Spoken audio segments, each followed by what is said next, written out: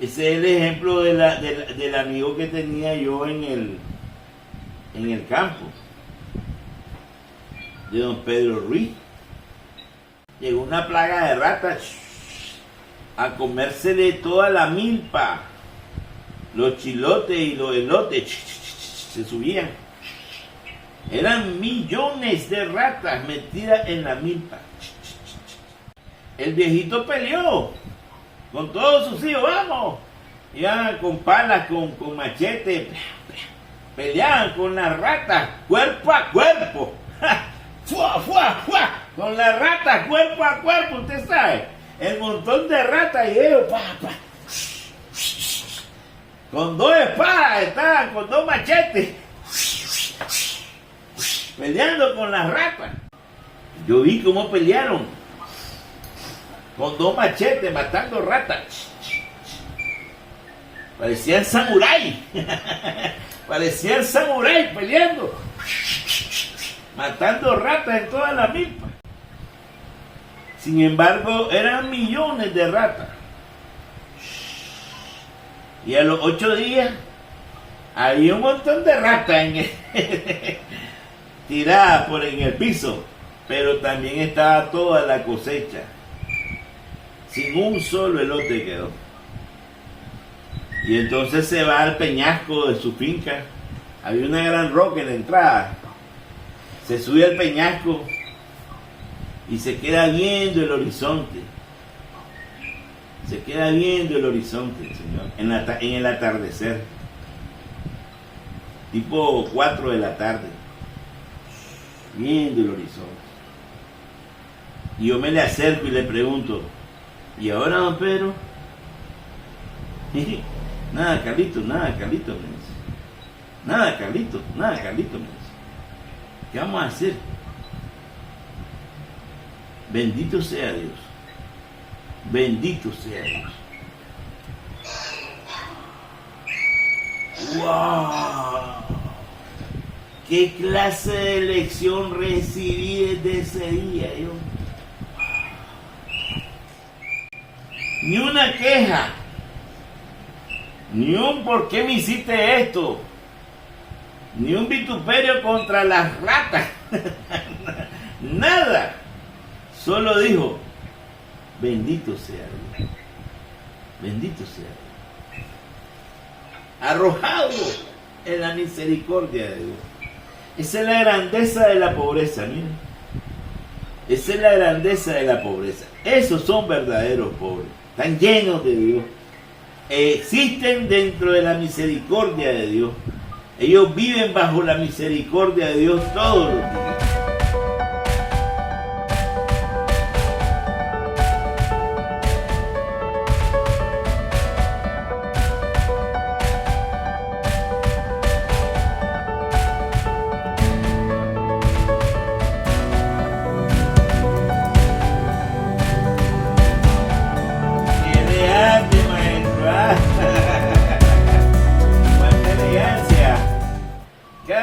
Que vamos creciendo en esta meditación, vamos consolidando los conceptos fundamentales del reino. Vamos consolidando las normas constitucionales del reino, por así decirlo.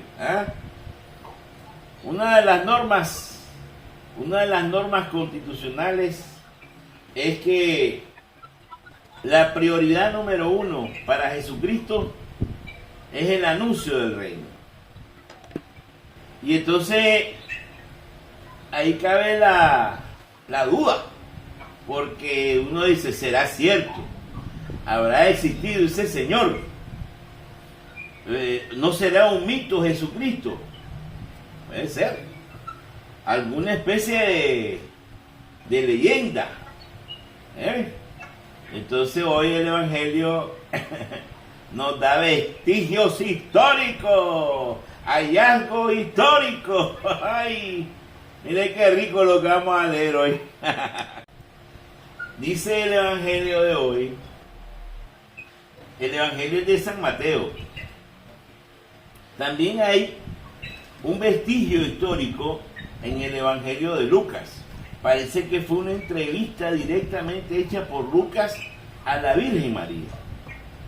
En cambio, Mateo parece que fue una entrevista no directamente a José, pero sí a un familiar o amigo de José. Parece que es desde el punto de vista paterno, el de Mateo, mientras que en Lucas parece que es desde el punto de vista materno, la entrevista que se hace. Entonces, fíjese lo que dice.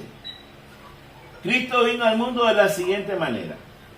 Estando María, su madre, desposada con José, y antes de que vivieran juntos, sucedió que ella, por obra del Espíritu Santo, estaba esperando un hijo. José, su esposo, que era hombre justo, no queriendo ponerla en evidencia, pensó dejarla en secreto. Mientras pensaba en estas cosas, el ángel del Señor le dijo en sueños: José, hijo de David, no dudes en recibir en tu casa a María, tu esposa, porque ella ha concebido por obra del Espíritu Santo. Dará a luz un hijo y tú le pondrás el nombre de Jesús, porque él salvará a su pueblo de sus pecados. Todo esto sucedió para que se cumpliera lo que había dicho el Señor en boca del profeta Isaías. O sea, estamos hablando del profeta Isaías 8 siglos antes. 8 siglos antes. He aquí que la Virgen concebirá y dará a luz un hijo, a quien pondrán el nombre de Emmanuel, que quiere decir Dios con nosotros. Esa es la lectura del Evangelio de hoy. Es tan grande el hallazgo de esta lectura, que necesitaríamos arqueólogos, especialistas en la materia, para descifrar, ¿verdad?, qué significa cada uno de los rasgos dentro de esta escritura. Pero bueno, solo contamos con lo que tenemos. También hay otro anuncio que es interesante, y lo dice la primera lectura, en el profeta Miqueas, que Miqueas es un profeta también del siglo 8 antes de Cristo, contemporáneo a Isaías, o casi contemporáneo, 800 años antes de que naciera Cristo, antes de que irrumpiera en la historia de la humanidad. Dice Miqueas: esto dice el Señor: de ti, Belén de Efrata, pequeña entre las aldeas de Judá, de ti saldrá el jefe de Israel. El Mesías vendrá de Belén, de allá abajo, del sur de Israel, allá abajo, no es arriba de Nazaret. De Nazaret no es de allá abajo de Belén. Y lo dice Miqueas en el siglo 8. Y aquí en el Evangelio dice que el profeta Isaías miró en su profecía que la Virgen concebirá. La Virgen, un dato que hay que llamar a todos los arqueólogos del mundo. La Virgen concebirá y dará a luz, a quien pondrán por nombre Emmanuel, que quiere decir Dios con nosotros. ¡Ay, qué bonito eso! Irrumpe Dios y está con nosotros. ¡Hala, qué bonito! Hay unos que tienen duda todavía, porque dicen: no, sí, puede ser que... pero creen que Jesucristo es un mito, una leyenda. Estamos leyendo un libro sagrado, un libro cuyos vestigios quedaron coleccionados en el Nuevo Testamento. Todo el Nuevo Testamento habla de Jesucristo, fundamentalmente los evangelios, pero todo el Nuevo Testamento son testimonios de los seguidores de Cristo, de los primeros seguidores de Cristo. Carta de los seguidores de Cristo que se escribían y hablaban del resucitado, hablaban del Hijo de Dios, Dios con nosotros, como dice el Evangelio hoy, Dios con nosotros. Dios irrumpe en nuestra historia. Y hace 20 siglos, allá hace 21 siglos, ya no sé ni cuántos son, el Señor irrumpió en la historia y esos vestigios de su testimonio, de sus palabras, sus enseñanzas, sus revelaciones quedaron impregnados en ese libro que hoy nosotros llamamos Biblia, que es la lectura que leemos todos los días. Esa es la certeza histórica, que apareció un ser humano, irrumpió en la historia y trajo un mensaje. Apareció de forma milagrosa. Hoy lo está explicando aquí Mateo. Era una virgen. Hoy aparece aquí el testimonio de José, explicado a otra persona, una tercera persona, para que dijeran el predicamento que tenía José. Le iba a librar de la apedreada, porque si se hubieran dado cuenta de que había sido infiel antes del matrimonio, entonces la hubieran apedreado a la Virgen. Pero porque José tenía esa duda, y grave esa duda, grave son. Pero llegó el ángel y en el sueño le explicó con detalle cómo era el plan de salvación que Dios había escogido a esa virgen para que de ahí naciera el Emmanuel, el Mesías, el Dios con nosotros. Y entonces, desde esa perspectiva, José asume su responsabilidad de padre putativo,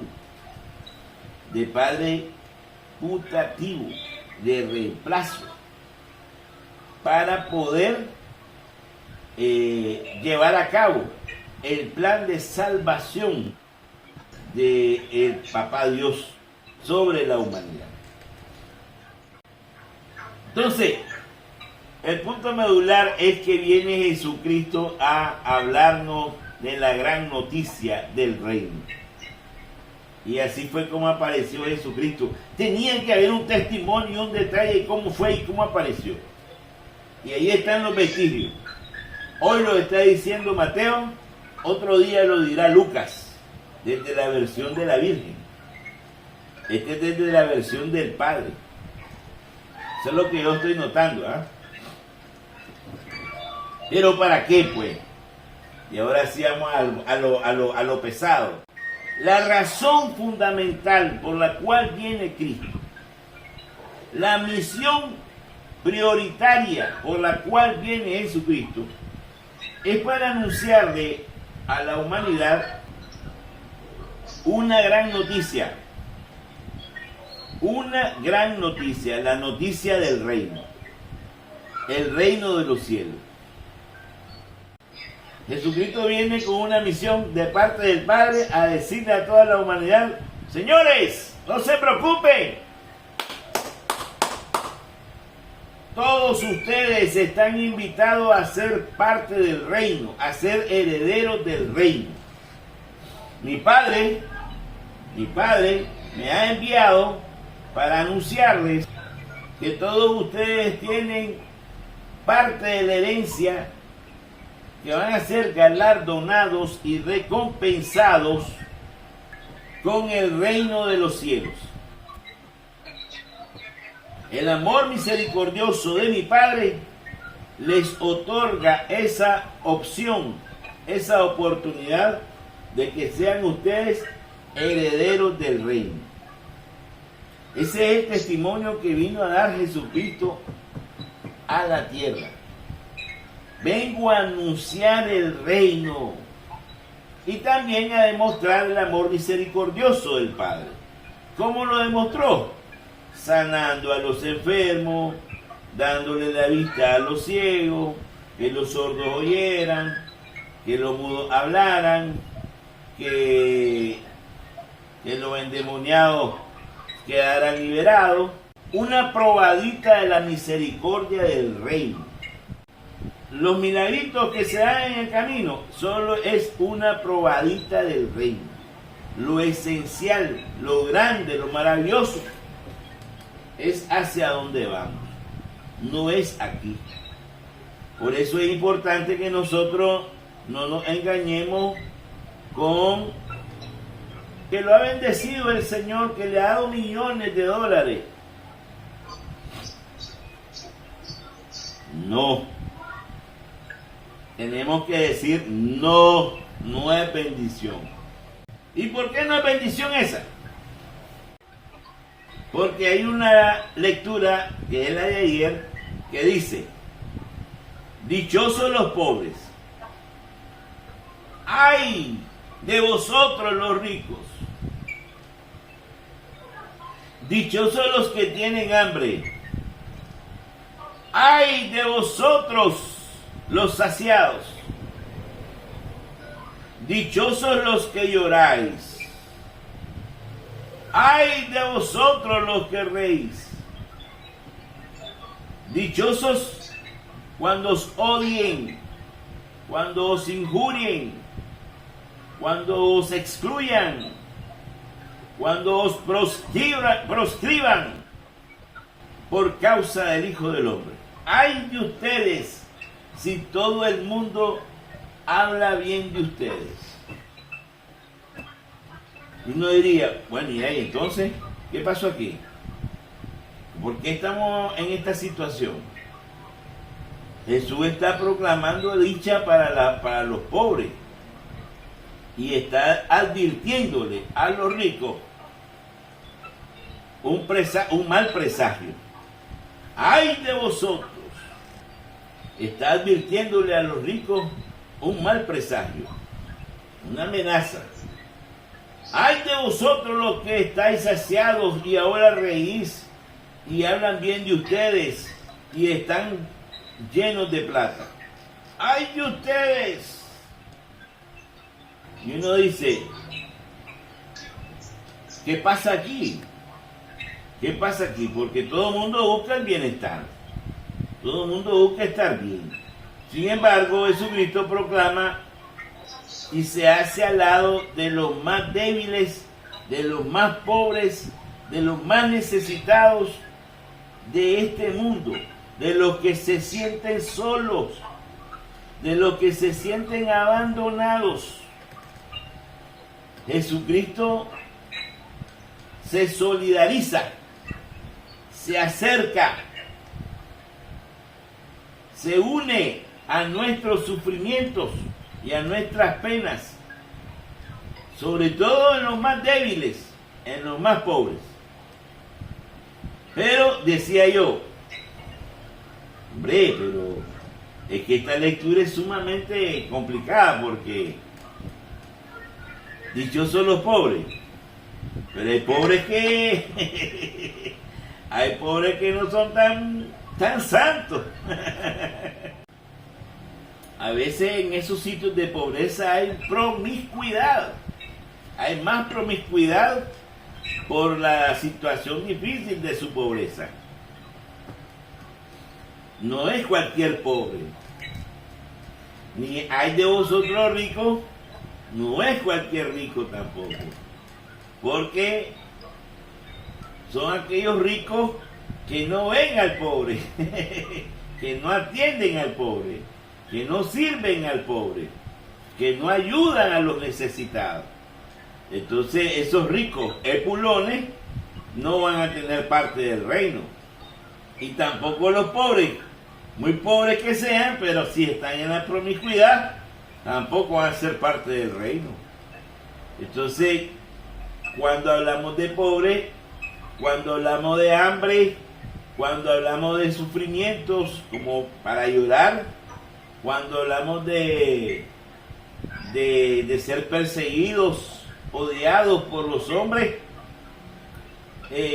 insultados y proscritos por los hombres, también hay que decirles que hay una condición importantísima para tener la bienaventuranza prometida por Jesús.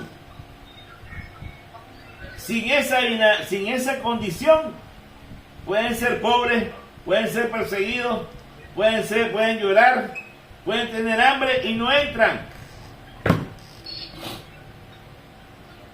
No entran al cielo si no tienen esa condición previa. ¿Y cuál es esa condición, Oliva? Bueno, cuando uno persevera en la fe. Ahí es importante perseverar en la fe. Y lo vamos a hacer veámoslo desde la óptica de la cuarta bienaventuranza. Dichosos ustedes cuando os odien, cuando os insulten, cuando proscriban vuestro nombre como infame por causa del Hijo del Hombre. Está bien, somos perseguidos, está bien. Somos injuriados, calumniados, está bien. ¿Y en qué consiste perseverar en la fe cuando está siendo acrisolado por ese tipo de pruebas? Que este ciudadano tiene que portarse conforme se portaría Jesucristo. Es decir, a la altura con que actuaría Jesucristo. ¿Y cuál es esa altura? Perseverando en la fe y en el testimonio heredado. ¿Cuál es ese testimonio? Jesucristo perdonaría 70 veces 7.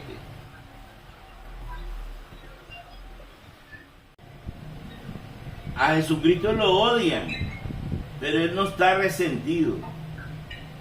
A Jesucristo lo han insultado, pero Él no guarda rencor.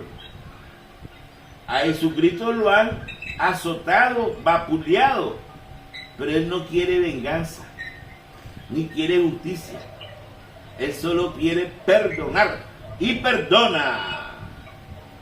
Y para poder hacer eso, perdonar, mantenerse incólume, solo se puede hacer perseverando en la fe. O sea, se puede ser perseguido sin odiar, sin resentirse y perdonando a los demás, sobre todo a los que le hacen daño. Para hacer eso, para poder actuar así, tiene que perseverar en la oración y en la fe. O sea que dichosos los perseguidos, pero que perseveren en la fe para que no terminen odiando, para que no terminen resentidos, para que cumplan hasta el final con las orientaciones del maestro en la prueba. A ustedes los van a calumniar y todo eso, pero ustedes tienen que perdonar hasta el final. Tienen que perdonar hasta el final. Si lloran,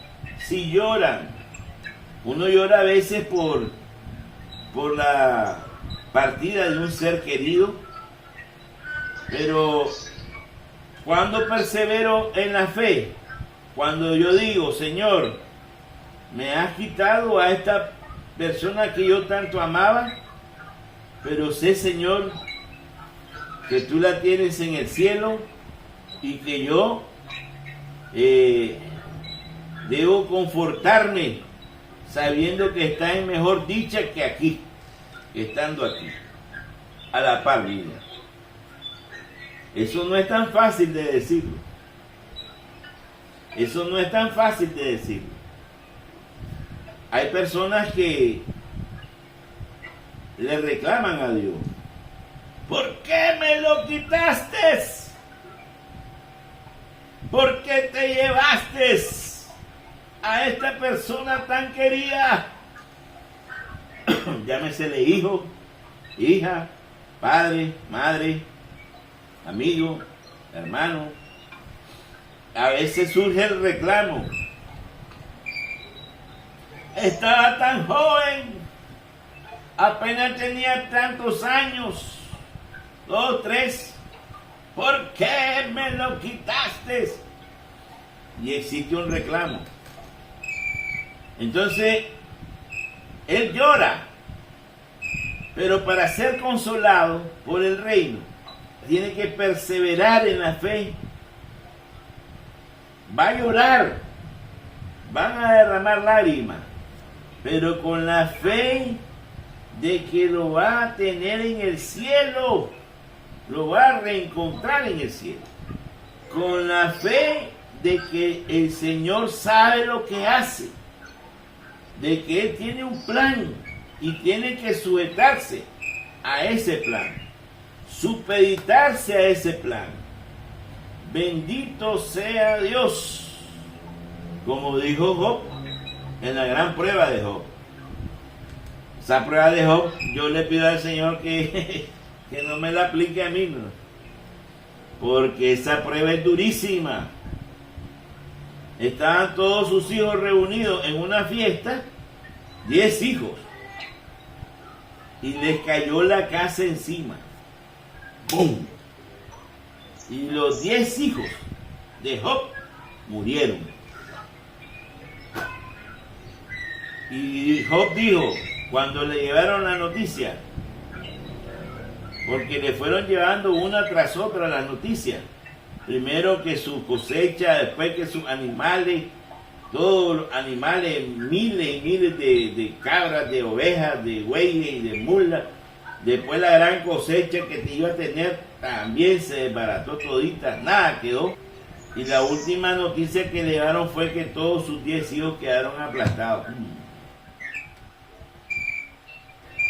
Y Job dijo, Dios me los dio, Dios me los quitó, bendito sea Dios. Abandonado en la misericordia de Dios, sin explicación alguna. Abandonado en la misericordia de Dios, sin que le dé ninguna respuesta o explicación de nada. Dios me los dio, Dios me los quitó, bendito sea Dios.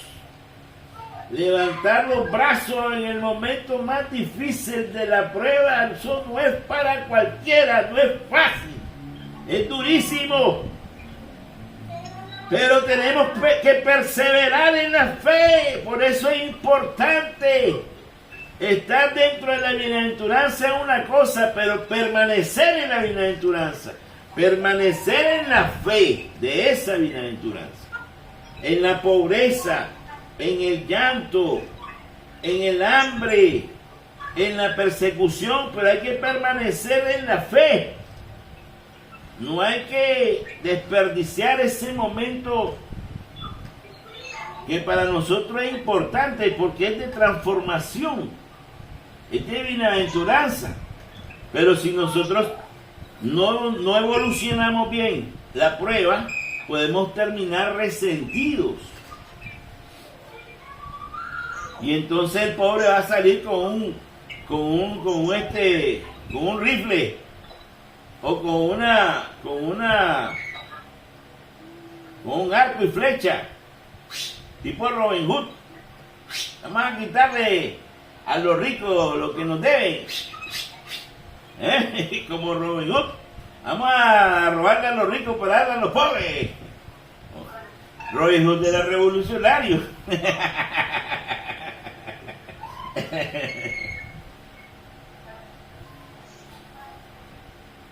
Nada de revolucionario.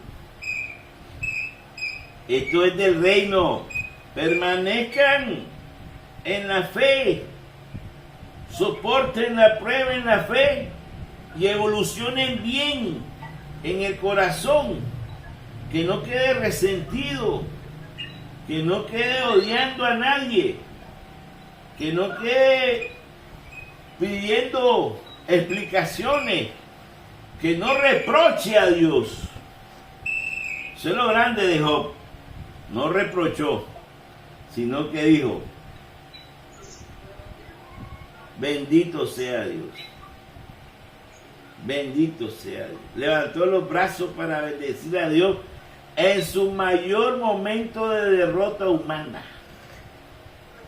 Sin nada, sin familia, sin hijos, sin animales, sin cosecha. Solo la trompuda de su mujer estaba ahí a la par. Reprocharlo, decirle, renegar de él. Así le estaba diciendo la mujer a Job. Dale, reprocharle, nos quitó 10 hijos de un solo. Es que muchos le quieren echar la culpa a Dios. Ya, de los acontecimientos, de la tristeza, de los problemas, de la pobreza, la guerra, todo es culpa de Dios, todo es culpa de Dios. Ahí en la guerra hay muerte de familiares, hay destrucción de nuestras casas, hay exilio, hay peregrinación, hay toda una diáspora hacia lugares donde vamos a ser sirvientes del salario mínimo, o cuidado que menos del salario mínimo. Y ahí uno tiene que perseverar en la fe. ¿Qué es perseverar en la fe? No solo decir Dios me lo dio, Dios me lo quitó, sino decir Dios está con nosotros. ¿Está el Evangelio de hoy? ¿Qué decía el Evangelio? Decía,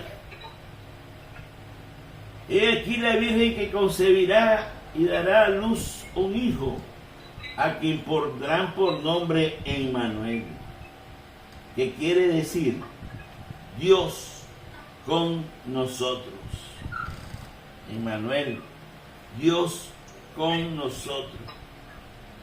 El pobre es pobre y es bienaventurado siempre y cuando esté diciendo en su oración, dentro de su pobreza, Dios está con nosotros. Dios está con nosotros. El hambriento va a pasar bienaventurado al cielo, al reino de los cielos, porque siempre y cuando él diga Dios con nosotros, persevere en la fe y diga Dios está con nosotros. Y el que perseguido va a pasar la prueba, va a ser bienaventurado al reino de los cielos, cuando él persevere en la fe y diga Dios está con nosotros. No tenemos que odiar, no tenemos que resentirnos, tenemos que perdonar. Dios está con nosotros en media persecución, en media guerra, en medio sufrimiento. Dios está con nosotros. Y realmente Dios está ahí. En cambio, el Señor también les dice a los otros, les dice, ay de vosotros. Ay de vosotros no es una condena. Ay de vosotros no es una condena todavía. Ay de vosotros es una advertencia. Ay de vosotros es, ojo, atentos, pellizquense, ojo, pestaña y ceja.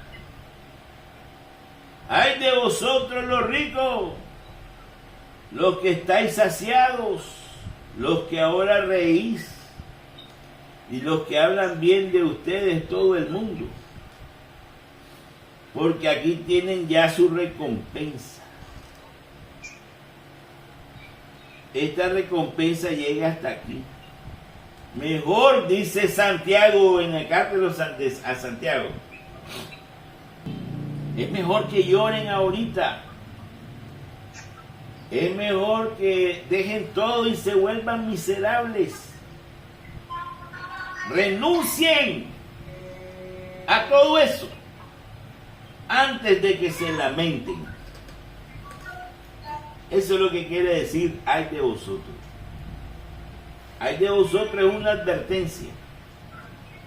Renuncien, compartan su riqueza. Miren al que está triste llorando. Vayan inmediatamente y acuérpenlo, ayúdenle, solidarícense, acérquense, lleven ahí el cariño de Dios. Miren al que está siendo perseguido, oren, ayunen, busquen cómo ayudar a su familia, porque eso es lo que tenemos que hacer. Porque si ustedes no actúan de esa manera, hasta aquí llegó su recompensa. Puede ser que su recompensa sea que sean ricos, millonarios, que tengan todo, estén saciados, que tengan mucha felicidad en este momento. Pero eso es efímero. Todo esto es efímero. Ese es el problema. Que el reino del mundo es efímero y el reino de los cielos es eterno. Entonces esa es la antinomia. Esa es la antinomia en cuanto a las concepciones entre el reino de los cielos y el mundo. El mundo le dice a la gente: vayan a reír, a gozar de la vida. Jesucristo les dice: no, dichosos los que lloran. El mundo le dice: vamos a buscar riqueza y más riqueza, necesitamos más reales y más reales. No, le dice eso. Dichosos los pobres. El mundo les dice: vayan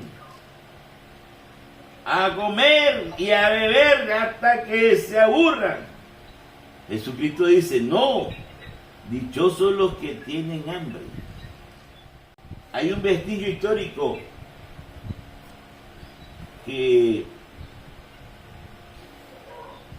lo demuestra hoy Mateo, después lo va a demostrar Lucas.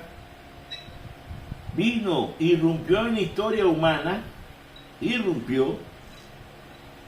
para darnos una gran noticia, que todos somos herederos del reino. Pero para ser herederos del reino, tenemos que optar por el camino angosto, el camino de la aflicción, la pobreza, el llanto, el hambre, la persecución. Ese camino que el mundo dice: no, no vayan por ahí, no por aquí, muchachos, este más, aquí hay riqueza, aquí hay alegría, aquí va a haber comida para todos. No, es que hay dos caminos, hay una bifurcación ahí.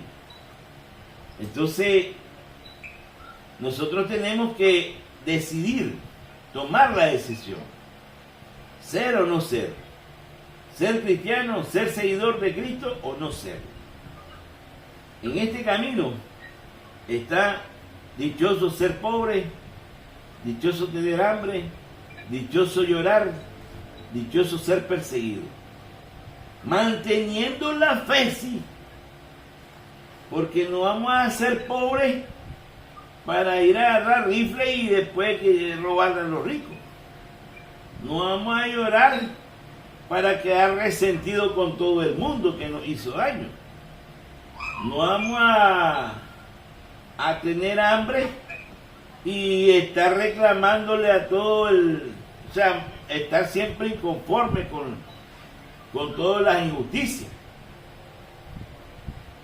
Es mantener la fe, es aguantar el golpe de la prueba. Dios me lo dio, Dios me lo quitó, bendito sea Dios. Es sujetarse, que lo lleven y uno ir sereno, perseverando en la fe,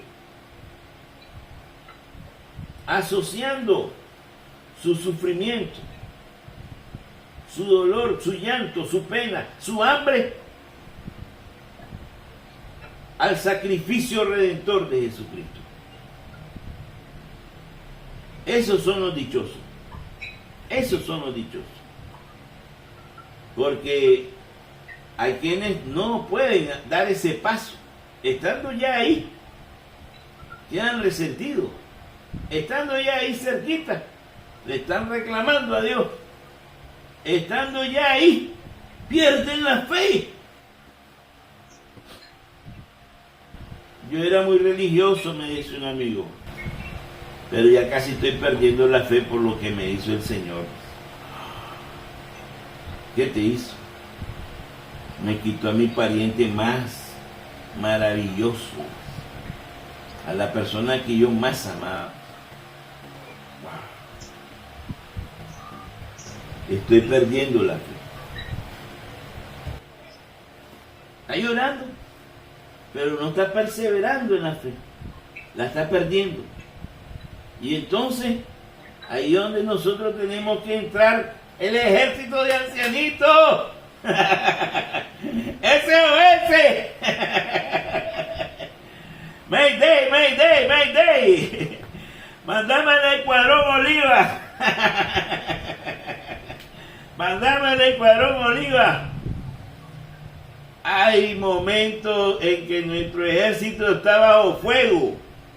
Está bajo fuego, bajo pruebas duras, hambre, sed de justicia, persecución, están en llanto, muerte, guerras donde mueren inocentes, están pobres, le han quitado todo, tienen que emigrar, están caminando por el suelo extranjero, no les miran todos sus derechos. Ahí va peregrinando nuestro pueblo. El pueblo de Cristo anda ahí errante y necesita de la oración de los ancianitos del escuadrón, del escuadrón más fuerte que tiene la iglesia, para que perseveren en la fe, que se mantengan incólumes en la prueba, que se mantengan firmes en la fe, que no reclamen, que no pidan explicaciones, sino que se abandonen en la fe, que hagan un homenaje del entendimiento y de la voluntad a la voluntad de Dios, que supediten sus planes personales al plan salvífico de Dios, que no pierdan la brújula, porque ese es un momento para ellos maravilloso, dichoso, bienaventurado, porque ya ahí hay un paso para ser herederos del reino. Pero ya estando a ese paso, sin la oración, sin la perseverancia, ellos pueden perder esa gran oportunidad. Y también hay que orar, hay que decirle al ejército de ancianitos que también hay que orar por los otros, por los ricos. Hay que orar por los saciados, por los que ríen y por los que ahorita la están llevando pinta. Están bailando con la bonita. para que se alerten, para que tomen las precauciones, para que se pellizquen, para que no se engañen, para que se pongan ojo a Cristo. ¡Ay de vosotros! ¡Alerta! Cambien, enderecen su camino. No es por ahí. Ahí no. Ese camino va a la perdición. Jesucristo, con decirle ay de ustedes, le está diciendo no es por ahí. No los está condenando. No los está condenando. Le está advirtiendo que en la segunda venida, si siguen por ahí, ahí sí van a ser condenados eternamente. Eternamente. O sea, esta lectura es súper filosófica, muy fuerte, muy fuerte. Fíjense que a mí me costó mucho porque hay un conflicto de concepciones. Hay un conflicto de concepciones entre en el mismo ser humano. No es solo que se esté dando afuera en los imperios ricos contra los países pobres. Imagínense usted, el imperio otomano, que era un montón de perlas y diamantes, hasta que brincaban las perlas y los diamantes ahí. Imagínense versus y Haití, que es el país más pobre de Latinoamérica, con un montón de negritos ahí, todos chupapías. Sin embargo, uno va a Haití y no ve solamente la pobreza, ve la promiscuidad. Negritos drogados, negritos en pandilla, en mafia, negritas prostitutas. Entonces, es cierto que están dentro del territorio de la pobreza, y cualquiera diría, bienaventurados, sí.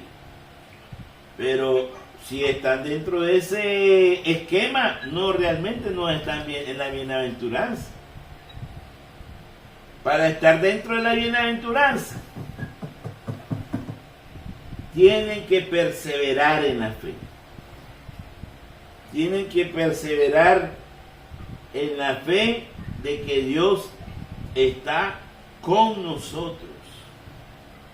En nuestra pobreza, Dios está con nosotros. Ese es el ejemplo del amigo que tenía yo en el campo, de don Pedro Ruiz. Cuando llegaron la plaga de ratas, llegó una plaga de ratas a comerse de toda la milpa. Los chilotes y los elotes se subían. Eran millones de ratas metidas en la milpa. Y en menos de una semana arrasaron con la milpa. No dejaron ni siquiera un elote. El viejito peleó con todos sus hijos. ¡Vamos! Iban con palas, con machete. Peleaban con las ratas cuerpo a cuerpo. ¡Fua, fua, fua! Con las ratas cuerpo a cuerpo, usted sabe. El montón de ratas y ellos, con dos espadas estaban, con dos machetes, peleando con las ratas. Sin embargo, eran millones de ratas. Y a los 8 días, había un montón de ratas tiradas en el piso, pero también estaba toda la cosecha. Sin un solo elote quedó. Y entonces se va al peñasco de su finca. Había una gran roca en la entrada. Se sube al peñasco y se queda viendo el horizonte. Se queda viendo el horizonte, el Señor, en el atardecer. Tipo 4 de la tarde. Viendo el horizonte. Y yo me le acerco y le pregunto, ¿y ahora, don Pedro? Nada, Carlito, me dice. Nada, Carlito, me dice. ¿Qué vamos a hacer? Bendito sea Dios. Bendito sea Dios. ¡Wow! ¿Qué clase de lección recibí desde ese día? Yo? Ni una queja. Ni un ¿por qué me hiciste esto? Ni un vituperio contra las ratas. Nada. Solo dijo, bendito sea Dios. Bendito sea Dios. Arrojado en la misericordia de Dios. Esa es la grandeza de la pobreza, miren. Esa es la grandeza de la pobreza. Esos son verdaderos pobres. Están llenos de Dios. Existen dentro de la misericordia de Dios. Ellos viven bajo la misericordia de Dios todos los días. Y entonces dijo ahí, bendito sea Dios, bendito sea Dios. Yo vi cómo pelearon con 2 machetes matando ratas. Parecían samurái. Parecían samurái peleando. Matando ratas en toda la milpa. Sin embargo, eran millones de ratas. Se le comieron todito. Ni un elote quedó. Y entonces, don Pedro, ¿qué hacemos? Nada, Carlito, nada. Bendito sea Dios. Esa es perseverar en la fe. Ese es el dichoso. Ese es el dichoso. Ah, pero si hubiera salido el pobre diciendo, ¡maldita rata!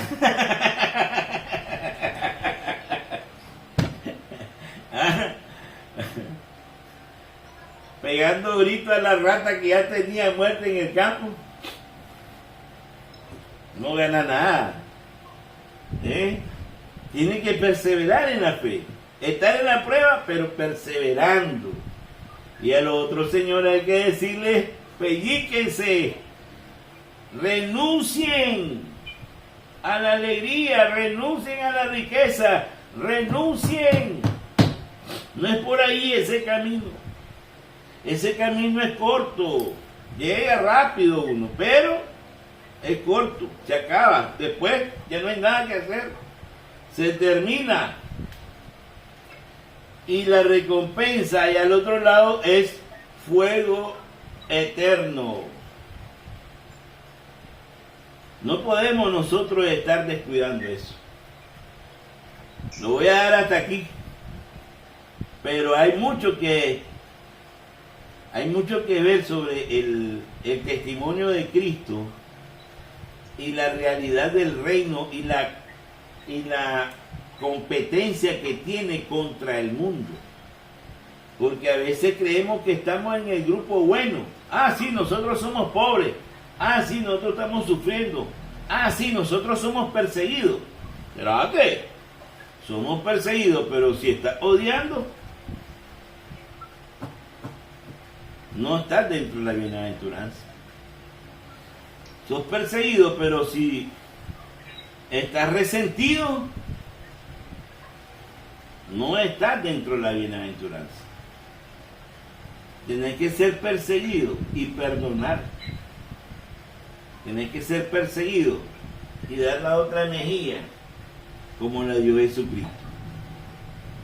Tienes que ser perseguido y saber que Dios está contigo. Y tienes que actuar como Jesucristo actuó. Entonces ese es el reto de este día.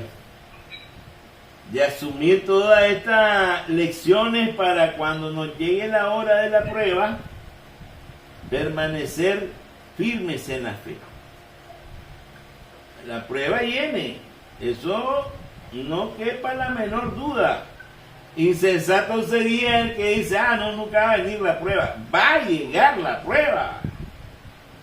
Viene. De cualquier manera va a venir.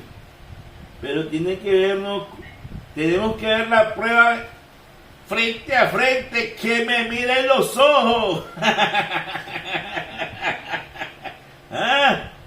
Quiero verle los ojos al que me trasquila. Tenemos que permanecer firmes en la fe sabiendo que Dios está con nosotros y que nuestro corazón tiene que actuar y reaccionar como reaccionó Cristo, perdonando, amando, obedeciendo a su Padre, obedeciendo a su Padre. Ahora nosotros obedecemos a Cristo, perdonando, amando, no resintiéndonos, no diciendo solo oremos por esto y no por aquello. Por eso estoy diciendo oremos por los dos, oremos por los pobres para que perseveren en la fe, porque también tienen su prueba, que no la pueden pasar si no se persevera en la fe, porque se pueden volver guerrilleros. Los pobres, vamos a atacar a los ricos, o a los perseguidos por causa de Cristo. Si no perseveran en la fe, pueden terminar resentidos hasta con el mismo Dios, pueden quedar enojados y hasta perder la fe. Y a los ricos también hay que decirles que todavía la puerta está abierta, que tienen tiempo para enderezar su camino, que abandonen eso. ¡Alerta! Los están engañando, los están embobando. El diablo los lleva a una trampa eterna. Si no, pues, sigan. Nadie los detiene. Sigan. Pero tenemos la obligación de advertírselo. Tenemos la obligación de llamarlos y decirle, aquí dice el Señor Jesús, le advierte, ay de ustedes, ay de ustedes. Quiere decir que si estás en ese estado de riquezas, de individualismo y no estás viendo a los demás, ay de ustedes. Si ya estás saciado y no estás viendo al pobre Lázaro, ay de ustedes. Entonces, papá, este es el reto siempre del reino. Nunca se olvide, toda la prioridad está en el reino. Todo, de aquí en adelante, todo es prioridad número 1, proclamación del reino y ver cómo se logra llegar hasta ese reino. Y aquí estamos viendo que hay un camino angosto, pero hay que ir con perseverancia de fe, mantenido en la fe, porque si no, podemos perderlo. Y orar por todos los buenos, por los que van por el camino angosto, porque necesitan fe, y por los que van por el camino ancho, para que puedan renunciar, arrepentirse y enderezar su camino. Amén.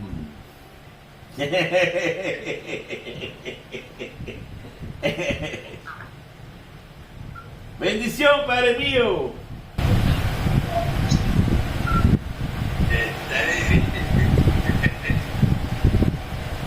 Bueno,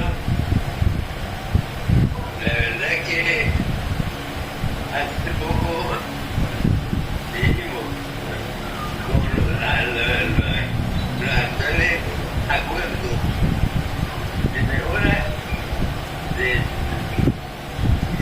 todo el mundo se salva.